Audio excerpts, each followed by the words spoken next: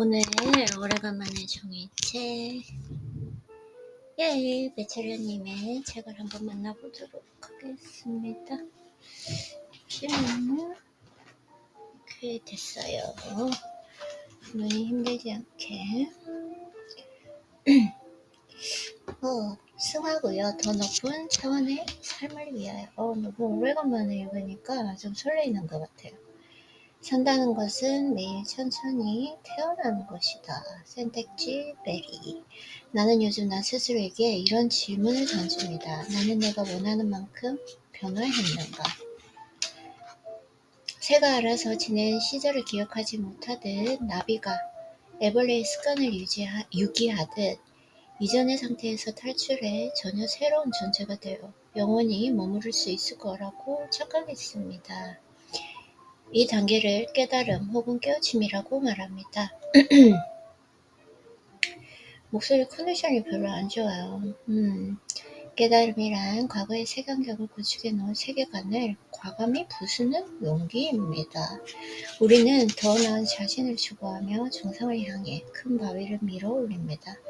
바위를 밀어 산을 오르고 올라 드디어 자신이 원하던 정상에 도달했다고 마음을 놓는 순간 카미의 시시포스 신화처럼 한순간에 다시 산 아래로 추락하는 바위를 목격하게 됩니다. 결국 시시포스는 다시 하산해서 초인적으로 바위를 밀어 올릴 수밖에 없습니다. 승화는 아무런 유혹도 실현도 없는 완성된 상태가 아닙니다. 이전에는 보이지 않던 더 높은 차원의 정상이 있다는 것을 발견한 후에 얻게 되는 겸허한 마음입니다.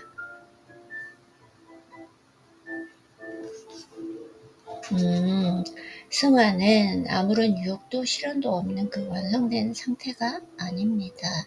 이전에는 보이지 않던 더 높은 차원의 정상이 있다는 것을 발견한 후 얻게 되는 겸허한 마음입니다. 지금 일어나지 얼마 안 돼서 컨디션이 안 좋은데 그래도 계속 읽어보도록 할게요. 그 산을 정복한 뒤에도 그보다 더 높은 산이 있다는 사실을 깨닫고 겸손한 마음을 지니게 되는 것과 같다. 승화는 아무런 유혹도 실현도 없는 완성된 상태가 아니다. 이전에는 보이지 않던 더 높은 차원의 정상이 있다는 것을 발견한 후 얻게 되는 겸허한 마음이다.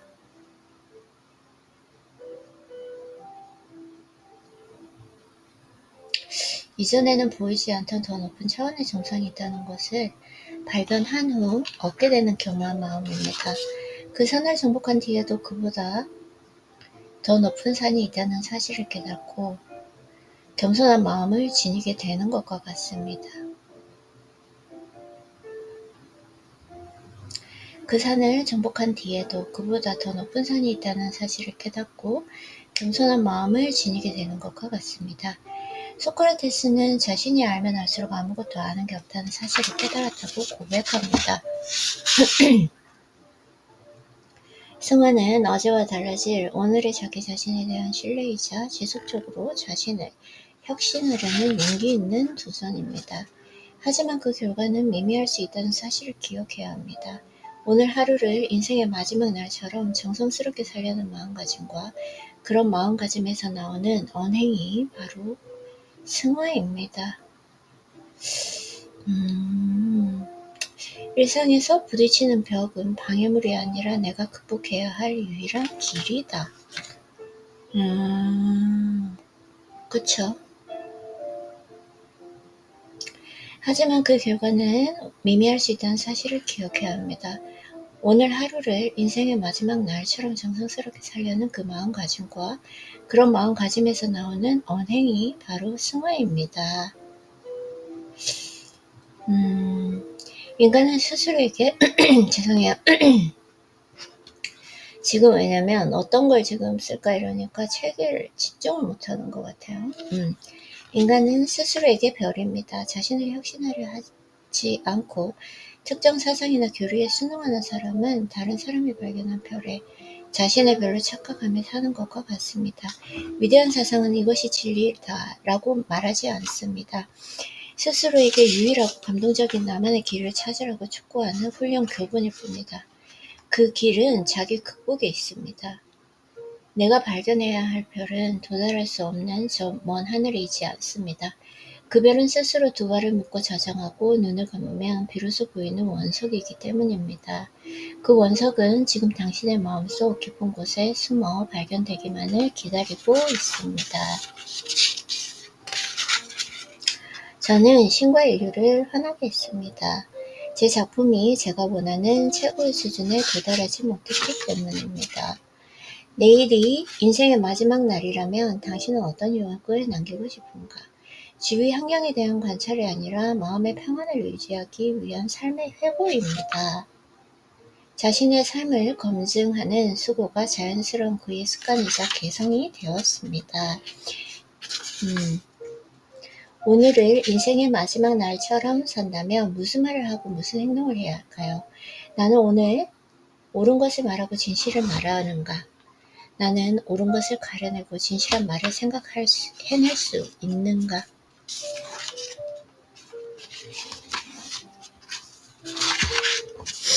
과학은 과정일 수밖에 없고 잠정적으로 참입니다. 오늘날 우리가 아는 그 지식은 내일 밝혀질 지식에 의해 대시되거나 거짓으로 판명될 것입니다. 과학은 그 사실을 인정하는 겸손을 가질 때 비로소 참된 과학입니다. 시간의 흐름을 인식하고 자신이 언젠가 정해진 시간 예상 밖으로 쏜살같이 달려오는 마지막 순간을 상상해본 사람이라면 자신의 삶을 의미있고 가치있게 만드는 그 무엇을 갈구합니다. 새로운 신이란 저 높은 하늘에서 내가 잘못하고 있는지를 노려보는 존재가 아닙니다. 더 나은 자신을 상상하고 그것을 자신의 일상에서 실천하는 자기 자신입니다. 고통이란 자신이 알고 있는 과거의 지식으로 현재 현상을 이해하려고 시도할 때 생기는 육체적이며 정신적인 거부. 육체나 정신이 아직 그 현상을 이해하거나 소화하지 못해서 육체는 병들고 정신은 무력감과 절망감에 빠져듭니다. 아이고야 참. 아이고 죄송해요.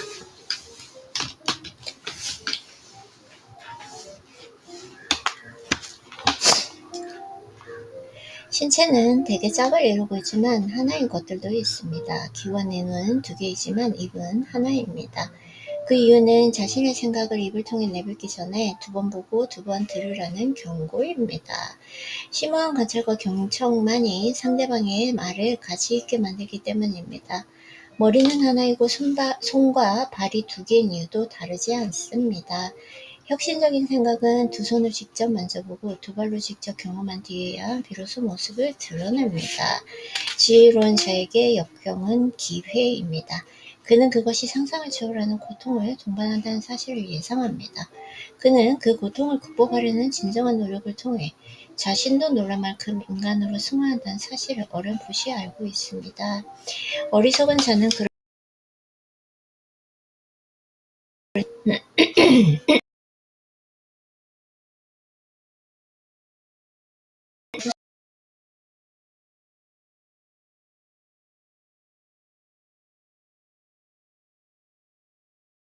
익숙하고 편협하기 때문입니다. 고통은 생명의 존재 방식입니다. 고통이라는 관문을 거치지 않은 그 생물은 존재할 수 없습니다. 고통은 외부로부터 생겨나는 것이 아니라 우리 자신의 성장을 위해 꼭 필요한 동력이자 기반입니다. 동물로 태어난 인간이 온전한 인간이 되기 위해 반드시 거쳐야 하는 틈과 의례가 고통입니다. 사실 인간은 자신이 아는 게 아무것도 없다는 사실을 알고 있습니다. 인간은 타인의 고통을 자신의 고통으로 상상하는 연민과 미래에 다가올 고통을 상상하는 안목을 통해 손전해왔습니다. 연민과 안목은 인류의 정상적인 유전자이자 인간을 온전하게 만들어주는 주각과의 정과 망치이다. 당신은 무엇을 위해 살고 있습니까? 무엇을 위해 살고 있는가? 저는 어느 누구도 그의 더러운 발로 제 마음을 밟도록 허용하지 않겠습니다. 철학자 스피노자는 양심을 우리 자신 안에 존재하는 신이라고 표현했습니다. 우리 안에 존재하는 신이다. 철학자 니체는 자신의 양심보다 사회의 관습이나 법에 순응하는 심리를 군중 본능이라고 했습니다. 인간은 유전적으로 자신의 생존 가능성을 높이기 위해 군중에 영합합니다. 군중이 가진 그 폭력이 개인의 힘보다 강하기 때문입니다. 양심은 욕심으로 가득 찬 자신을 응시해 유기할 군더더기를 절제하고 흠모할 만한 자신으로 훈련해 나갈 때 서서히 만들어집니다. 너는 정부는 가장 덜 다스릴 때 최선이다. 정부는 전혀 다스리지 않을 때 최선이다. 제가 취할 수 있는 유일한 의무는 제가 옳다고 생각하는 것을 언제라도 행동으로 옮기는 일입니다. 단체, 국가에겐 양심이 없습니다. 그러나 양심이 있는 사람들이 모인 단체, 국가는 양심을 소유합니다. 법은 결코 인간을 정의롭게 만들지 못합니다. 숙고하는 인간이 되어야 한다고 판단했습니다.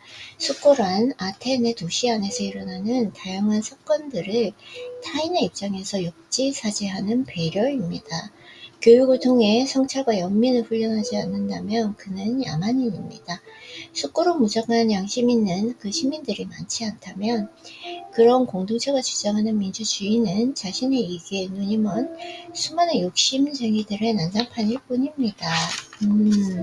한 지역에서 나오는 이념은 동일한가요? 동일할 수 없습니다. 왜냐하면 집단이란 영혼은 홀로만 존재하는 껍데기이기 때문입니다. 집단은 수많은 개인들의 이익을 대변하는, 그래서 이내 허물어질 어설픈 최소 공배수이기 때문입니다.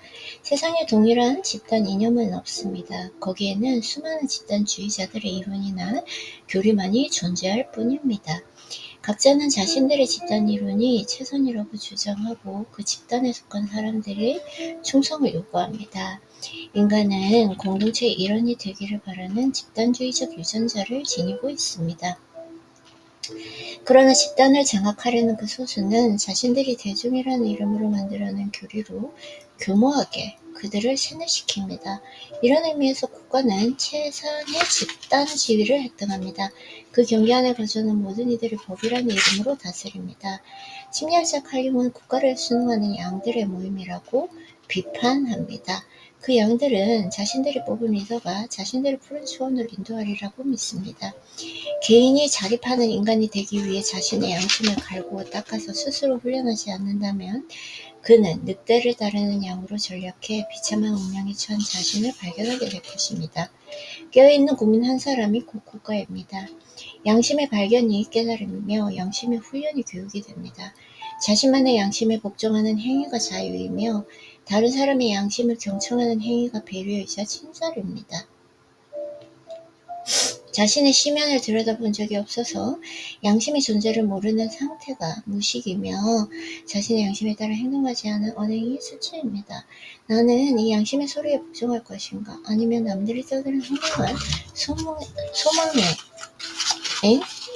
순응할 것인가? 허망한 소문에 순응할 것인가? 전정. 행복이란 자신에게 허락된 무의미한 신간 속에서 의미를 찾으려는 놀이입니다. 세네카는 여행을 계획할 때 미리 최악의 시나리오를 상상했습니다. 폭풍우가 갑자기 불어닥칠 수도 있고 배가 파산할 수도 있습니다. 지혜로운 자에게는 예상 밖의 최악의 상황이 일어나지 않습니다. 아이는 어리석은 자는 막연하게 최선을 기대하지만 지혜로운 자는 항상 최악의 시나리오를 상상하고 준비합니다. 전정의 지혜는 내가 정한 구분된 장소에서 굳이 하지 않아도 되는 행위를 하나의 원칙으로 그치는 암묵입니다. 행복이란 자신에게 허락된 무의미한 그 시간에서 의미를 찾으려는 놀이입니다. 행복한 사람은 이 우연한 순간을 운명으로 여기고 최선을 경주하지만 불행한 사람은 모든 것이 우연이라고 치부하며 그럭저럭 삽니다. 지금 우리는 코로나19라는 미증유의 시대에 살고 있습니다. 이 역경은 우리 사회가 우리 개개인이 다음 단계로 도약할 수 있는지를 측정하는 시험입니다. 선진국은 선진적 인간들의 자연스러운 모임입니다. 선진적 인간이란 자신의 삶을 위해 혹은 자신이 목숨 바쳐 이룰 수 있는 한 가지를 위해 쓸데없는 것을 전정하는 사람입니다.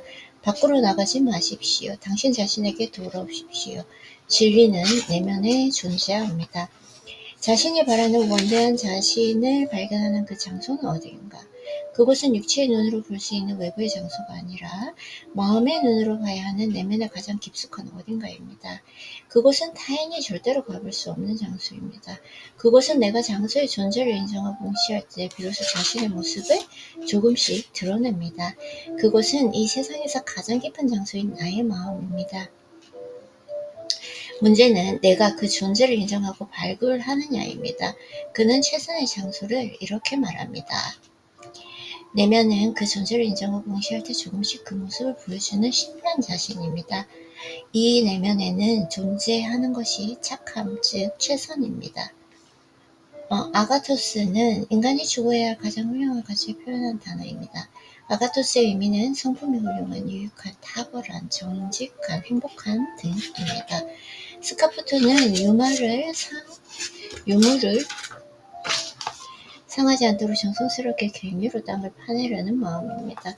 정성이라는 곡괭이로 자신의 보물을 찾기 위해 매일 조금씩 조심스럽게 파내려가는 행위입니다. 나의 내면 가장 깊숙한 심연에는 나를 가장 나답게 만드는 아가토스, 즉 최선이라는 샘물이 숨어져 있습니다. 아우렐리우스는 엄청난 군대를 이끌고 15년 이상 야전에서 지내면서 식수 공급이 군인들의 건강과 나는 오늘 무엇을 추구하는가? 나는 무엇을 얻기 위해 이리도 허둥대는가? 나는 어디를 보고 있는가? 나의 내면에서 분출을 기다리고 있는 최선의 발굴을 하고 있는가? 그 샘물을 향해 깊이 파내려갈 도구를 가지고 있는가? 인간은 자신이 가야 할 목표를 선정하고 그곳을 향해 한 걸음 한 걸음 전진할 때 행복합니다. 누구와도 도와달라고 손 내밀지 않고 사람들이 좋다고 말하는 것에 눈길을 주지도 않습니다. 그저 저 멀리 보이는 그곳을 향해 조용히 전진할 뿐입니다. 이런 인생이 정말 가치 있는 삶일까요? 가치 있는 삶이라면 그 이유는 무엇일까요? 오케이. 그것은 남들이 만들어 놓은 해답이나 절충을 거부하는 반항, 자신이 원하는 삶을 스스로 정상하고 행동하는 자유, 그리고 자신이 허무한 삶을 찾기 위해 다양한 경험을 마다하지 않는 열정이다. 원격, 품위는 나를 만드는 법, 걸음. 속일 수 없는 내면의 품위. 걷기 위해 앉고 앉기 위해 걷는다. 육체와 정신은 동전을 앞뒤일 뿐만 아니라 영혼과도 하나입니다. 몸과 마음의 일치를 통해 진정한 자아를 구축할 수 있다고 주장합니다. 인간이라면 말보다는 몸의 민첩한 움직임으로 자신의 개성과 특성을 가장 잘 표현합니다. 움직임은 그 개체의 정체성입니다. 움직임뿐만 아니라 앉아있는 자세, 자태, 태도, 동작은 그것의 음성기관을 통해 나오는 소리보다 원초적이며 인간이라면 말보다는 몸의 민첩한 움직임으로 자신의 개성과 특성을 가장 잘 표현합니다. 움직임은 그 개체의 정체성입니다. 움직임뿐만 아니라 앉아있는 자세, 자태, 태도, 동작은 그것을 음성기관을 통해 나오는 그 소리보다 원초적이며 소리를 초월하는 언어를 구사합니다. 마음과 신체의 연관성은 아직도 신비에 쌓여 있습니다. 한 가지 확실한 점은 두 개의 태생적으로 하나라는 사실입니다. 긍정적인 생각은 치명적인 병을 치명적인 병을 얻은 사람을 살릴 수도 있고 건강한 신체는 아픈 마음을 극복하도록 돕습니다. 신체를 단련하는 것이 자신에게 어울리는 개성을 보양시키는 가장 확실한 방법이라고 말합니다. 우리는 생각과 감정이 몸의 움직임에 영향을 주듯이 몸을 지탱하고 움직이는 방법이 우리의 사고와 감정에 영향을 줍니다. 만일 자신이 대담해지길 원한다면 정신뿐만 아니라 신체로 용기를 표현할 수 있도록 훈련해야 한다. 만일 자신이 대담해지길 원한다면 정신뿐만 아니라 신체로 용기를 표현할 수 있도록 훈련해야 합니다.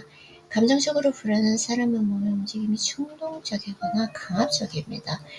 충동에 사로잡힌 사람의 행위는 과도합니다. 가만히 앉아 있을 수 없어 몰입을 요구하는 창조적인 일에 적합하지 않습니다. 건강하고 건전한 신체를 지니는 자는 언제나 품위가 있고 단아합니다. 그런 사람은 자기 몸의 움직임을 의식하지 않지만 습관적으로 자연스럽게 움직이기에 어디에서나 눈에 띄면 매력적입니다. 그의 움직임은 즉흥적이나 단호하며 절제되어 있습니다. 그는 자신의 심연에서 우러나오는 진정성을 자연스럽게 표현하기 때문에 자유롭습니다. 마치 촛불처럼 쉼없이 변화하지만 안정적입니다. 신체, 정신, 영혼 구분의 문제점을 지적하며 육체가 정신과 영혼의 건강을 이끈다고 생각했습니다. 몸은 위대한 지성입니다. 육체라는 그 감각은 다양한 것을 소유합니다. 사람들은 그것을 영혼이라고 부릅니다. 영혼은 당신의 위대한 지성, 육체를 연주하는 도구입니다. 그 역시 건강한 신체가 건강한 정신의 무치라고 여겼습니다. 몸은 위대한 지성이다. 나는 오늘 바로 앉아있는가? 나는 오늘 바로 걷고 있는가? 과거 일을 기억한다는 것은 실제로 일어난 일을 기억하는 것이 아닙니다. 나는 무엇을 기억하고 있는가? 나는 오늘의 나를 어떤 인간으로 기억할 것인가? 나는 나를 위하지 않는다면 누가 나를 위할 것인가?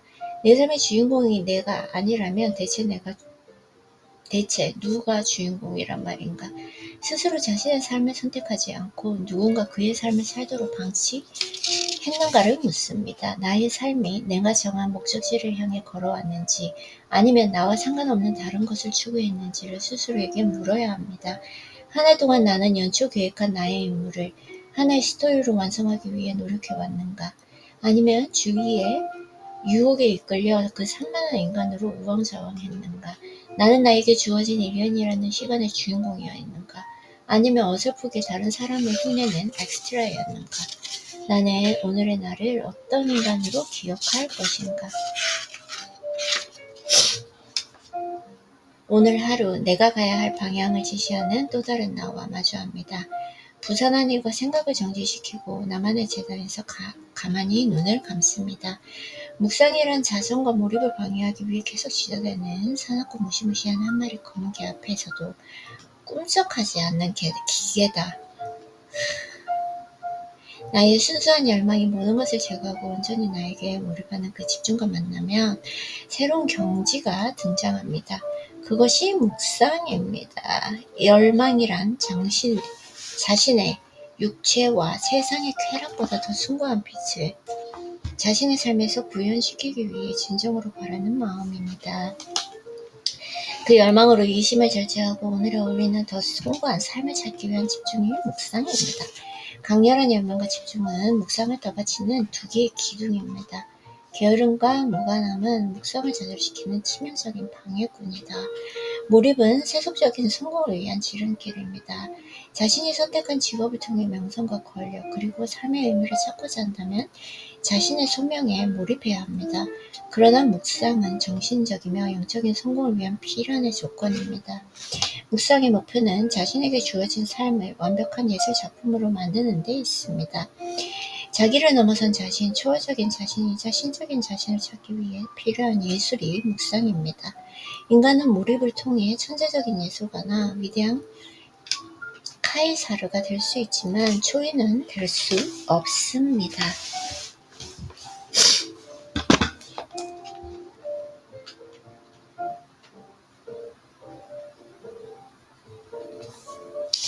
인간은 몰입을 통해 천재적인 예술가나 위대한 카이사르가 될 수 있지만 초인은 될 수 없습니다. 인간의 상태로는 깨달을 수 없는 그 신적인 지혜와 붓다의 평정심을 몰입을 통해 얻을 수는 없습니다. 몰입의 연마가 권력이고 묵상의 완성은 지혜입니다. 정심, 정언, 그리고 정행은 묵상의 결과입니다. 묵상을 실현하는 사람은 세상이 운행되는 참된 이치이자 인간 행동의 원칙인 진리를 끊임없이 알려하고 자신의 삶에서 그대로 실천합니다. 진리란 오늘 내 삶과 유리된 형이상학적 개념이 아닙니다. 진리란 지금 나의 최선을 드러내어 내가 해야만 하는 그 고유한 임무를 알아내는 몸이며 그 임무를 과감히 행동으로 옮기는 용기입니다. 진리는 내가 열망하는 저 높은 생각을 나의 언행으로 실행하는 용기이며 습관입니다. 언행일치란 생각이 자신의 몸가짐과 행동가짐으로 표현되는 것이며 일상의 사소한 일을 숭고하게 처리하는 배려입니다. 묵상을 수련하는 사람은 자신과 타인 그리고 자연을 그냥 보지 않습니다. 만물은 인간 응보의 결과이며 인간 응보를 넘어선 것을 신의 섭리로 이해하려 합니다. 진리 안에 거주하는 사람의 마음은 흔들리지 않습니다. 자신에게 다가온 문제의 경중을 따져 한 번에 하나씩 고요하게 해결합니다. 묵상은 집중보다 엄격한 자기 절제를 요구합니다. 집중의 성과적 가시적인 묵상은 집중보다 엄격한 자기 절제를 요구한다. 집중의 성과는 가시적이지만 묵상의 결과는 잘 드러나지 않기 때문입니다. 몸과 마음을 매일 정결하게 닦는 과정이 없다면 묵상은 실패할 가능성이 큽니다. 몸에 혼습으로 배인 그 열망과 절제는 하루라는 경기장 안에서 고스란히 드러나기 마련입니다. 지속적인 묵상 수련을 통해서 인간은 자신의 생명을 목숨처럼 여기고 자신이 어떤 상황에 처해 있든 더 숭고하고 완벽하게 완수하려고 노력합니다. 인간은 생각에 갉아먹는 거울입니다. 묵상은 한 단계에서 다음 단계로 도약하려는 자신을 스스로 제3자가 되어 가만히 지켜보는 행위입니다. 나의 생각들을 복기해보면 그것들은 내가 습관적으로 해오던 생각입니다. 그러므로 나를 절제함으로써 다음 단계에 어울리는 행위를 생각해냅니다. 그런 생각을 연습하고 자신의 몸에 익히는 것이 나의 개성이며 나의 운명입니다. 생각은 말과 행동을 일으키는 나의 중앙 제어 장치입니다.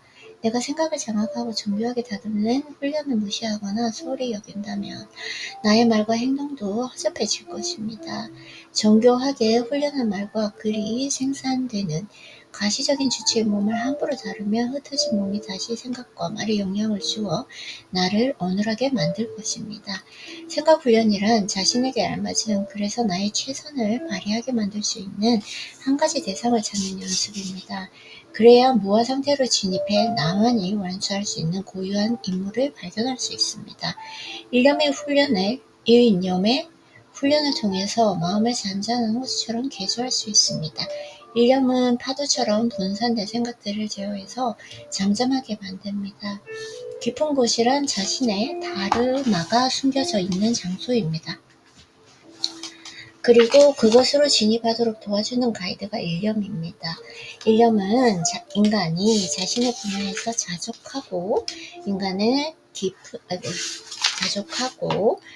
어디 갔어요? 도구다.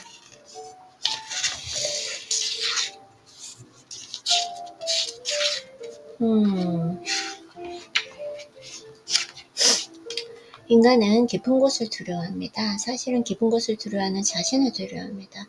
그 길을 막는 괴물은 바로 자기 자신입니다. 깊은 곳은 어느 누구도 가본 적이 없어서 나의 힘과 의지로 정복해야 하는 미궁의 한가운데입니다. 정신을 차리고 그 진입하는 여정을 분명히 기억하면 나는 능히 그 안에 존재하는 미노타우스라는 괴물을 살해할 수 있습니다. 이 괴물을 물리치는 그 무기가 바로 일념입니다. 시간을 거스르는 마법이 있습니다. 분명한 목적과 단호한 결심, 바로 에카그라타 일념입니다. 그는 매일 경건하게 완벽한 지팡이를 만들기 위해 몰입했고 우주의 주인인 시간조차 그에게서 달아나 버렸습니다. 그는 영원한 청년입니다. 그는 시간에서 자신을 양보하지 않았습니다. 시간은 자신이 정복할 수 없는 이 장인의 모습에 멀리서 한숨만 지었습니다.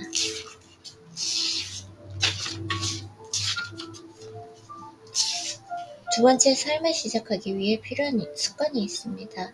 바로 고독입니다. 고독은 혼자인 길을 심심해야 하는 외로움과는 다릅니다. 외로움은 불안이며 두려움이지만 고독은 고요이며 온전함입니다. 다른 사람들과의 대화는 이해를 증진시킵니다. 그러나 고독은 자신을 천재로 둔갑시키는 학교입니다. 일생을 통해